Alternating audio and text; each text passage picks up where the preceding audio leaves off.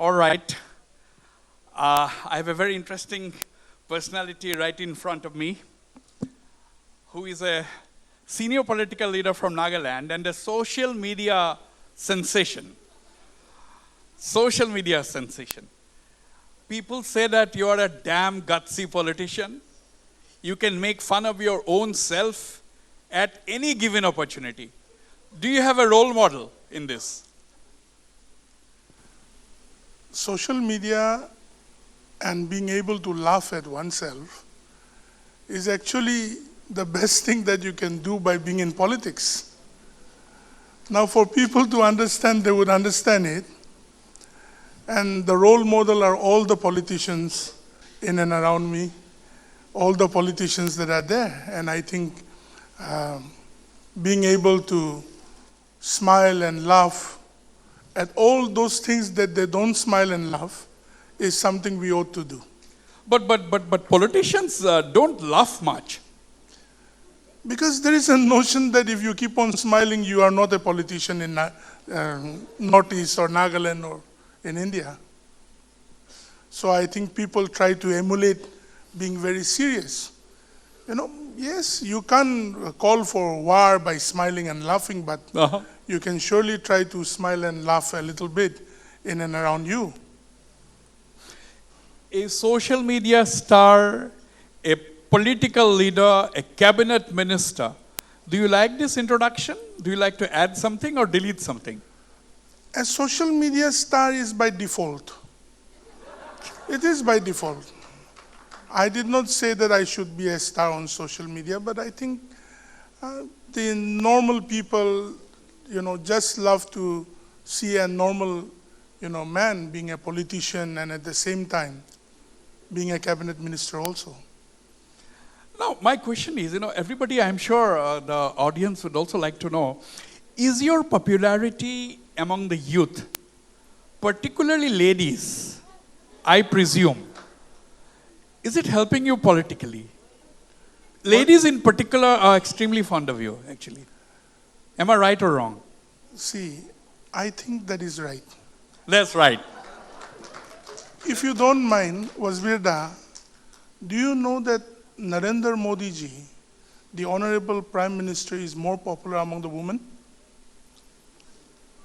Don't you think so? Yes. Why are you not smiling?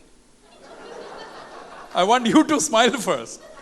I'm trying to be serious because I've said a name which is far bigger and greater. I might land in trouble tomorrow. My question was, is your popularity among the youth, particularly ladies, helping you politically or not? Because at the end of the day, you have to win elections. No, absolutely. Absolutely. I think being young, not too young, but being young, and I think it's a plus point, Many married politicians can understand that. Right. It's helping me. It's helping you. Absolutely. Now, suppose you would not have been a politician. What would you perhaps have been? I would have been a businessman, a social entrepreneur. I would have been a social entrepreneur, for sure. Right. Now, you are aware or not, I don't know, but you are among the most eligible bachelors in the country today, not just in Nagaland. What are your plans? I cannot say that yet. I think I have no much plans on that issue because that is the riskiest and the most dangerous plan to ever have. I can hear a question. Wasbir ji is asking the question, not you. Sorry. But let me repeat that question, which I overheard from the audience. Do you have a girlfriend? I think I do have a lot of girlfriends. Mr. Temjen Imna Along is actually a very serious political leader. And I'm going to ask some serious political questions as well, but please don't think that I'm trivializing this conversation. But, have your topmost leaders like, Prime Minister Modi, Amit Shah ji, or Dr. Himanta Biswa Sharma ask you anything other than state or political matters? Has any one of them asked you to get married and settle down? No. They have never asked. And I don't think that's the, mind block that they have. They have too many other things to tackle with and work with than to see, in such a time when India is increasing in population, to ask one of their cabinet minister of the state to get married would not be one of their, ideas or options. See the answers which Mr. Temjen Imna Along gives. The seriousness among one of the most witty politicians in the country is reflected in the answer he just gave. Mr. Pradyut Burma is here. We had a long chat last night. That is the reason why I asked you this question, where any of the top leaders had ever asked you to get married and settle down. You have answered that. Now, what does the Nagas and Nagaland need the most today? Because you are a popular political figure. You travel the nook and corner of the state. You meet all the people. People flock to you, actually. People from different walks of life flock to you, particularly the youth. So what, according to you, what do the Nagas and Nagaland need the most today? The people of Nagaland, as of today, first of all, need to understand oneself and its strengths and its unifying factors first. The rest of the things are always there. Our people are broken in disunity. Our people are broken with, ideas and issues which doesn't help build the agenda. And each one wants to be a leader by pulling down the other one. Whether it may be in civil societies, whether it may be in NGOs, whether it may be in government, or whether it may be in the Naga political groups. So I don't want to land into a controversy, but I want to speak the fact. And the fact is that you can achieve your agenda only if there is unity and cohesiveness in the thought process, even if there may be issues that we may not agree upon. So that is the need of the hour.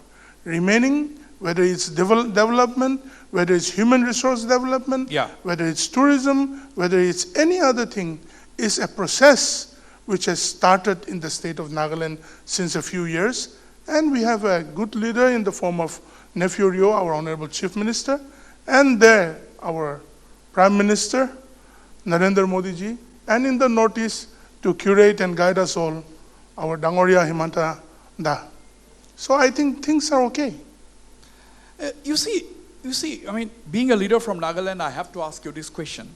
The Naga movement started 30 years, at least 30 years before you were born. Now, still we are talking about the same issue. We are talking about solution. Every December we said, oh, there will be a Christmas, accord that is going to be signed, but it never happens. Now, how do you feel as a new generation political leader from the state having to stay with this movement without a solution for 75 years? See, all youngsters aspire to live in a very progressive state with the progress of its people. The struggle has been very long. The issue of the Naga political settlement has been very, very long. And like all other citizens, I too, as a Naga, as an Indian, as a Bharatiya, aspire to see that come true.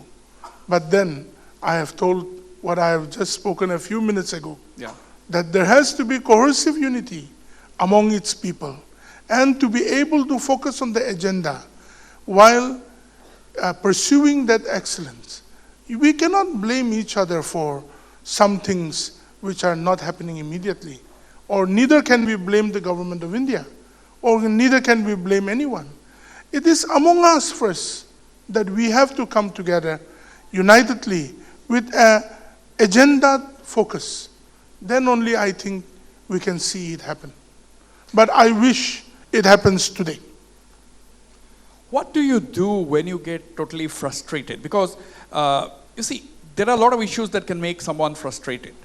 A lot of youths are frustrated over the lack of a solution to the long-standing Naga problem. Let's keep that aside. Whenever you get depressed, you get frustrated. What is your way out? What do you do? Usually I have no time to be depressed during the daytime. So yeah, during the daytime. No, during the daytime I keep on working. Yeah. Meeting people, department works, and assertion of governance. But at night before I go to sleep, I open, Blackpink, Lisa, Jisoo, I watch them and I go to sleep. Honestly, I'm not promoting Korean culture, but watching them gives you mental peace and you can go to sleep without getting married. Dada, I'm telling the truth, huh? No, there are very few political leaders who, reveal their personal secrets. You are one of them. But is that a secret to watch Blackpink? No. You should watch them once at least. But a lot of people will say that, you should look local movies and northeastern movies. You should watch Bollywood. Why are you watching Korean movies or any other movies? No, it's not a movie. Local movies are too serious. Local issues, I deal with them from morning till night, midnight. Bollywood movies are really good, but somewhere it doesn't connect with us, kind of. It's not that I don't watch Bollywood movies. I love them. But let me explain that to you personally. Right. We'll have a chat. We'll have a chat after this session and then get to know better. Now, I'm also told that you are a good dancer because someone who was at a nightclub while you were there had told me this. See, nightclub. I mean to say, clubs are not there during the daytime. So, usually in the evening only. And it's not only nightclubs that you go anywhere. Some wedding parties or something like that. And like I usually say, the day I can really dance well, I sleep very well. I sleep very well. And there is another method. You break your back while traveling all the way in Nagaland for many, many hours. Kindly try dancing as a session for politicians also. And then I'm telling you, you will be really relaxed. I'm not joking, not trying to What is the genre, your dance genre that you like? Foxtrot?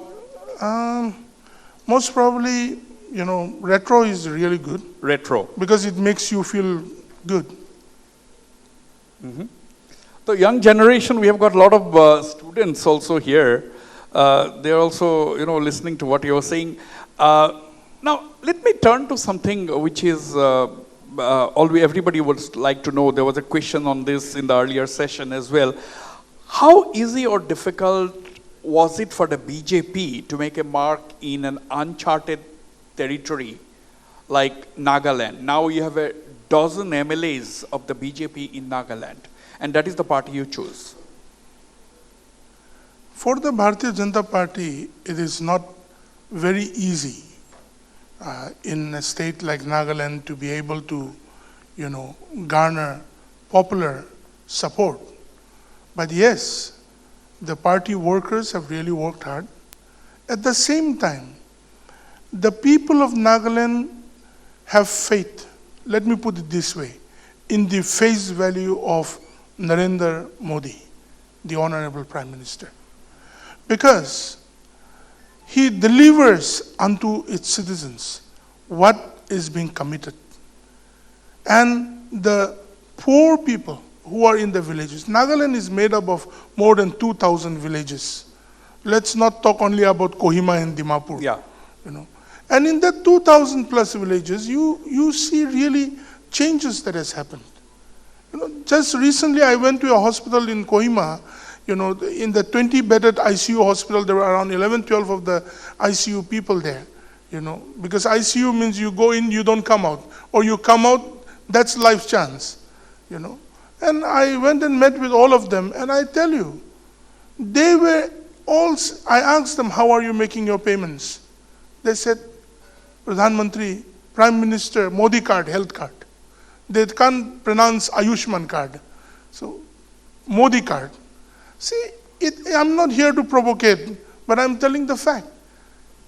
Almost all of them were using the Prime Minister health card. After that, those who couldn't avail were using the Nagaland Chief Minister's, health card. So, good governance, to be able to empower the poorer and the weaker sections of people, have come into being for the first time in a lot of decades. So, there are many more programs like that. And people know that it is coming because of the idea of Antodya, which in the last session they were talking about our Himanta Dangoria, to the last person standing in the cornermost part of the state or of the nation. So I think that has really brought about a thought process change with the brand name called Modi. And that brand name called Modi is greater than the brand name of any one of us that are there. So there is no clash as far as, the general feeling that, okay, BJP is a party, that has certain ideology, certain views, certain thought process. It doesn't clash because Nagaland is a 90+% Christian state. It does clash. It does clash. It does clash. It does clash. Where is the meeting point? Development? The meeting point is understanding again. Understanding. When you talk about the BJP and its leaders, they are devoted Hindus. So also in Nagaland, whichever political party it may be, are devout followers of Christ. Now, the ideology that the Bharatiya Janata Party carries is not to annihilate anybody. Because the best thought process as a Bharatiya, with the majority of the population are Hindus, would think in the way the greatness of the Hindu kingdom would be. In the way, the policies of Antodya and all are inclusive to us. Today, as we speak, the entire elected representatives from Arunachal Pradesh are in Ayodhya. 2 days ago, the BJP legislators from Tripura were in Ayodhya. States are going, basically all the elected representatives are paying a visit to Ayodhya because it's a new temple that has come up. Now the point is, Pran Pratishtha was done. It was a much hyped event, historic event in the country. Are you planning to make a visit to Ayodhya, either individually or the BJP as a group from Nagaland? I think the party karyakartas mostly have plans to go and visit the Ayodhya. And for sure, why not? After the assembly is over and when a great time comes, me and my friends could go and visit there. Dada, the issue is that everyone takes it as a point of contention. Hindu versus Christians or Muslims or not like that. That's not the case. That's not the case. Absolutely. When my citizens, our countrymen, more than 100 crores, when their thought process, their traditions is getting established, it is for us to be happy too.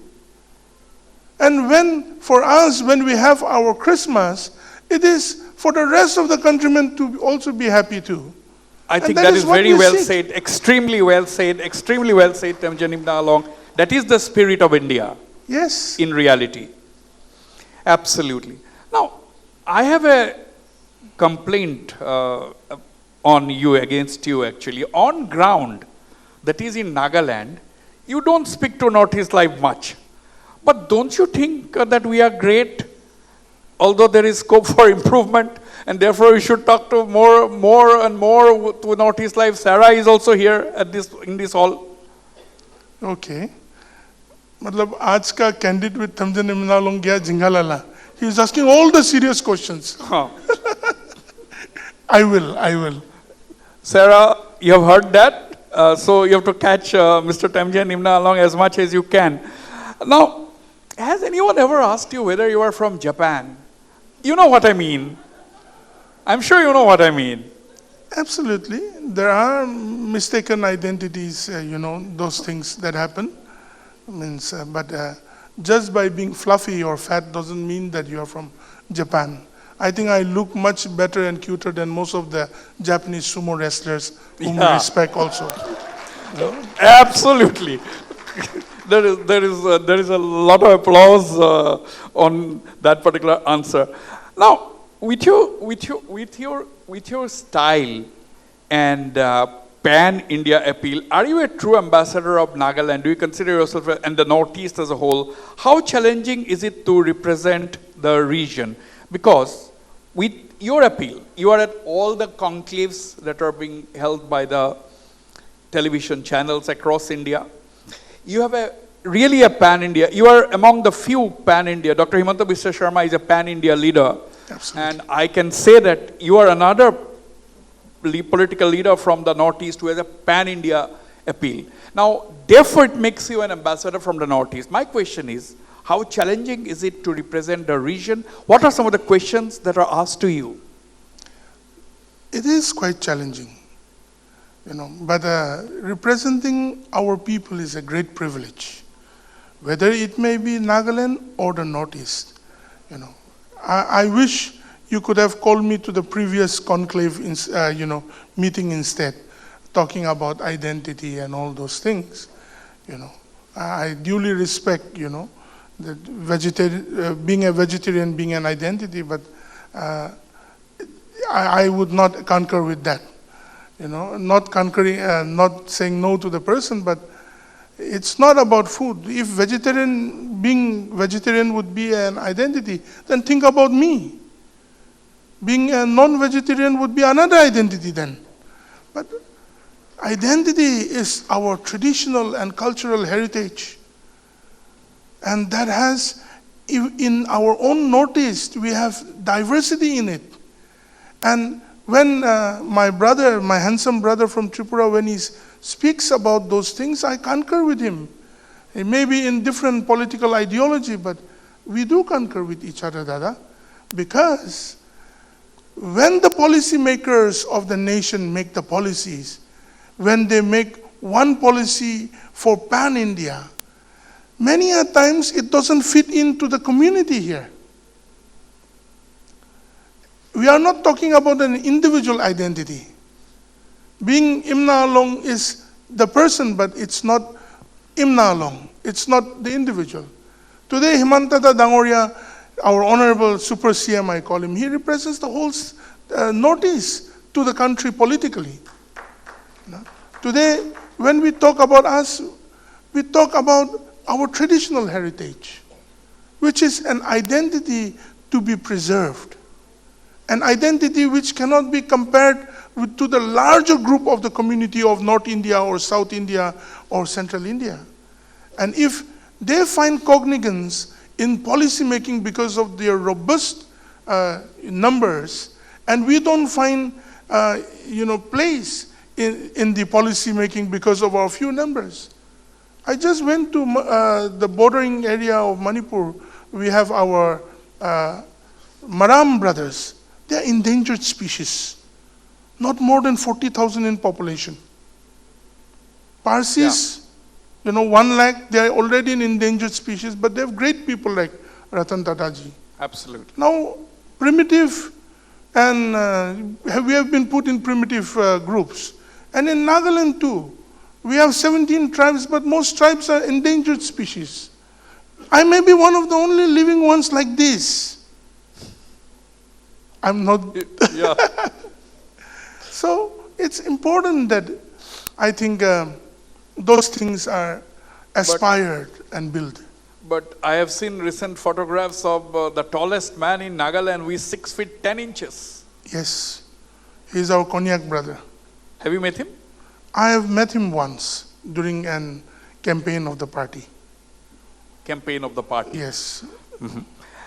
Now, you are the my earlier question was, how challenging it is to represent Northeast as an ambassador. My second question related to that is that, you are the tourism minister of Nagaland. Now, we have waited for 75 years, not just Nagaland, the whole of the Northeast, for big industries to come and open shop. That has not happened. People are still dependent on government jobs, and there are small industries taking place here and there being set up. Now the big question is, can tourism be the only lifeline as far as resource generation is concerned in a state like Nagaland, where also there are no big real industries from outside who have come and opened shop? No. Is it okay to keep all eggs in one basket? Like, okay, you depend on tourism, you have the Hornbill Festival for 10 days every year, and that's enough. It's not like that. Tourism can be one of the avenues. And Nagaland is beyond the Hornbill. Hornbill Festival is a unique festival of traditional, heritage with contemporary settings. Yes. And vision, which has come about. But the traditional heritage of each tribe, whether it's Angamis, Aos, Lotas, Kemungans, Konyaks, Chagasang, is very unique in itself. So tourism is one of the sectors we are looking at, but we want responsible tourism to come in. Not come in and dirty our place and go. We want responsible people who want to learn. Experiential tourism, who want to know about us. Not by what you see in the roads in Dimapur or Kohima, but knowing the way we are, the way we live our lives, the way our villages are, the aspirations that our people hold. Our forests, our rivers, our jungles, not coerce them to selling them, but build us together in such an experiential way. And there are many other sectors which are getting developed slowly and steadily. We have faced the battle of insurgency for so many years. Our people have faced, and today also, that is the reason why our people are awaiting for a settlement to come about. So, the people of our nation have to understand the Nagas, the Naga people, because we have not come about easy, Dada. We have not come about easy. I know when I was young, during my school days, college days, bombs used to fall down near my house in the fields because something or the other had happened. And we used to run away from our holidays. So I think instead, Nagaland as a state, and not only Nagaland as a state, even the Northeast as a state, we are so thankful to Honorable Prime Minister Modi for, his Act East policy of engaging with us all the time, of trying to know us, our problems, issues, and never had Delhi been so keenly hearing the communities of the Northeast in such a way. Now you see, you just mentioned Act East policy, you are the tourism minister. Now those states where travel restrictions are there, Nagaland is one of them, you have the inner line regulations. Do you think it clashes with tourism? Tourism means you want tourists to come in, whether it is domestic tourists or foreign tourists to come in, explore the place, and that is also a revenue earner. At the same time, you have a restriction. A lot of people say, oh, there is too much of restrictions to visit Nagaland, forget about it. Despite the fact that it is extremely easy to get an inner line permit, whether it is online, whether it is offline. But do you think that Nagas needs to be so much of afraid of people from outside going and settling down, because one can easily identify who the people are because of the looks? No, Dada, it is not only that. Having an inner Has line it become permit, irrelevant today? I Inner think line. it is still relevant to a lot of extent. Dada, because see, somehow we cannot, build more population, people like me not getting married. Yeah. 𝗡𝗢𝗥𝗧𝗛𝗦𝗧, my senior, not getting married. And many, many people. You may take it on the lighter note. Nowadays, people are getting literate and educated. Women come to, think about marriage after 34, 35 years of age. And men are left behind in that way. But nevertheless, our people are pristine and still need some time. Dada still needs some time.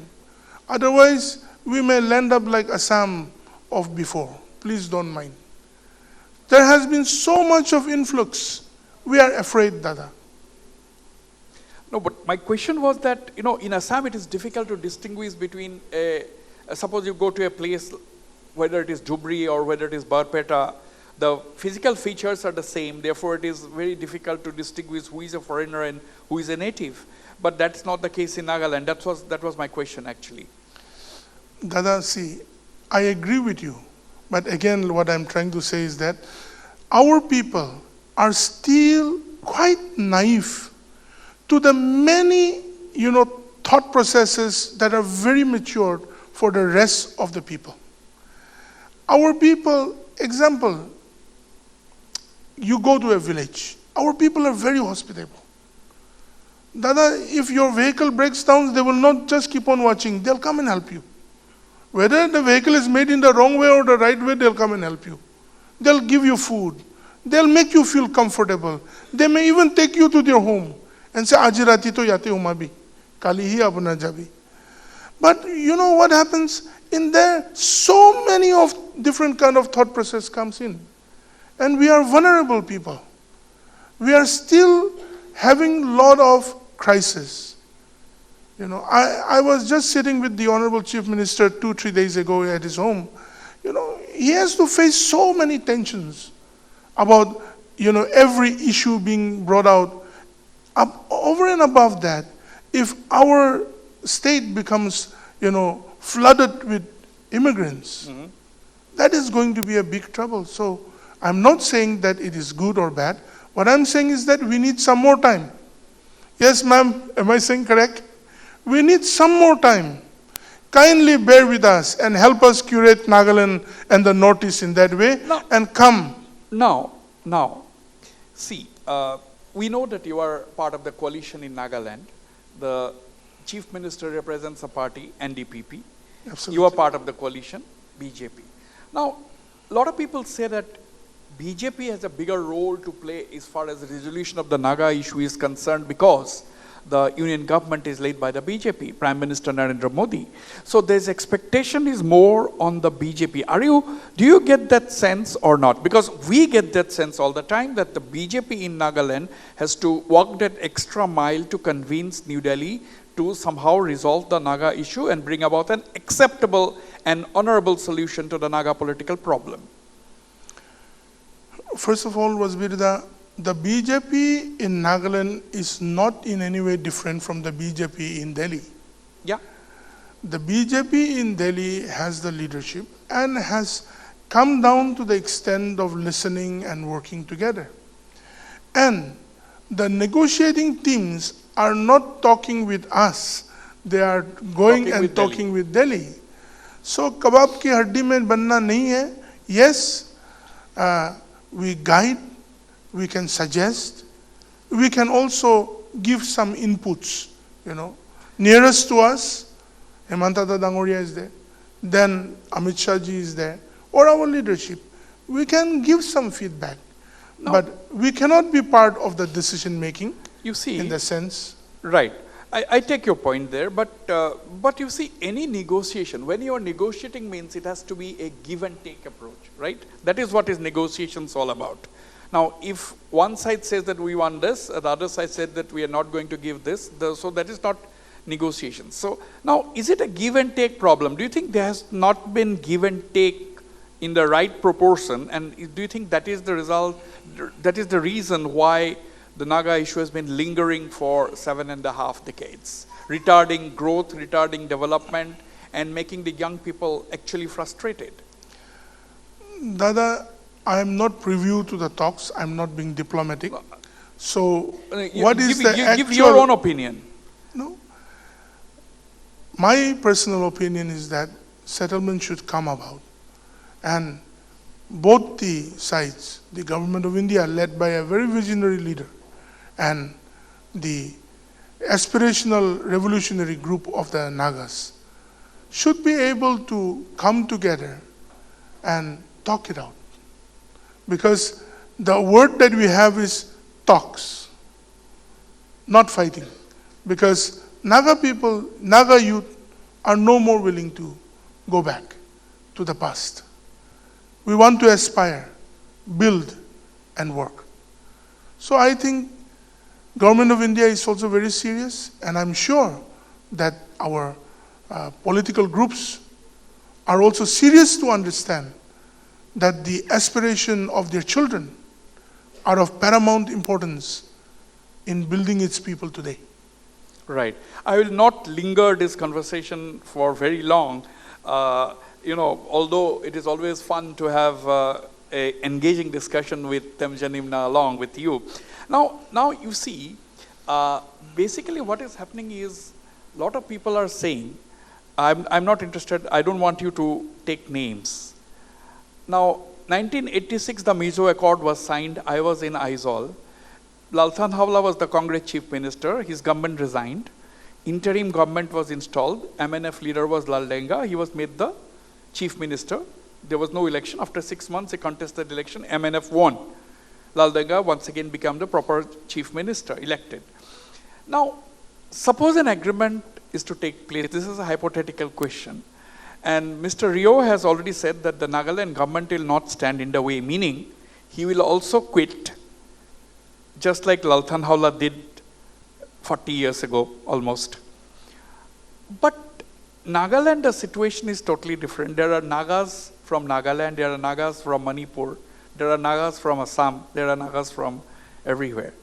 So, will it be cakewalk? Will it be easy for the Naga movement leaders to choose somebody and install as the interim chief minister, should that situation arise?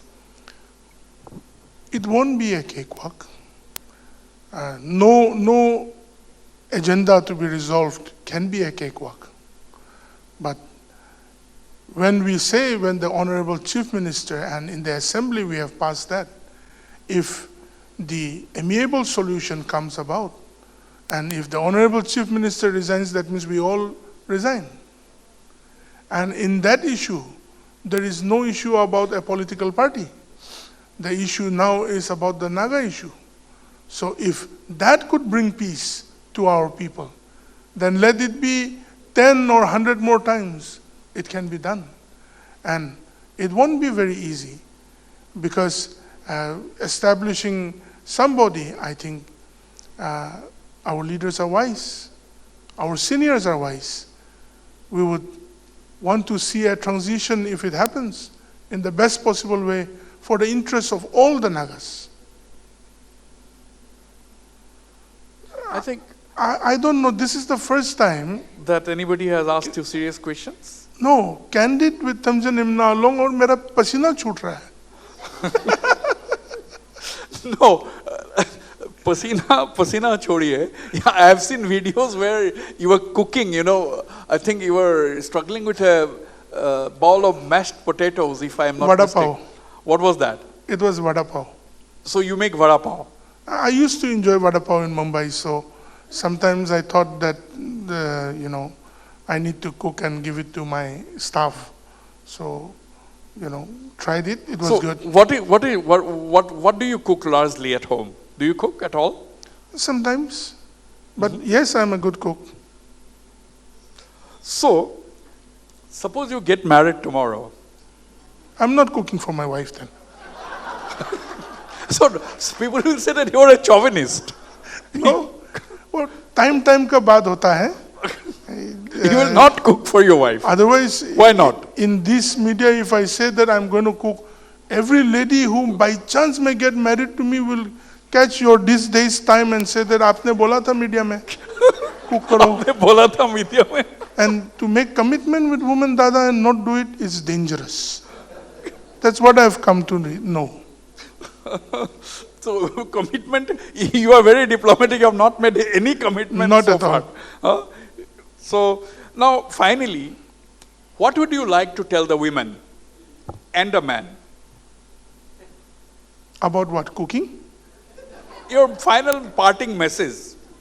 No, be good to each other. You know, man and woman are meant to be man and woman. Be good to each other. Men are boxed up, women are intertwined. So, you know, it's good that we live together happily. And for those that are bold and the bolder get married, the people who are not bold like me don't intend to get married too early. Maybe, but then everything if I say in Wasbirji's Northeast Live show is going to land me in trouble after I go out of here. So I have not said anything. So he has not said anything, but he has said a lot. Temjen Imna Along, always a pleasure speaking to you. Thank you very much for taking time out, coming Thank you over to very much. Guwahati for the first ever Northeast Live Conclave. Your presence has really enlivened all of us. And once again, thanks a lot. Thank you, Wasbir Da, for inviting me here. Pleasure. And keep watching all the viewers to Northeast Live. It is truly lively. Thank you. Thank you. Thank you for the last comment to Mr. Temjen Imna Along. Thanks indeed. Thanks very much.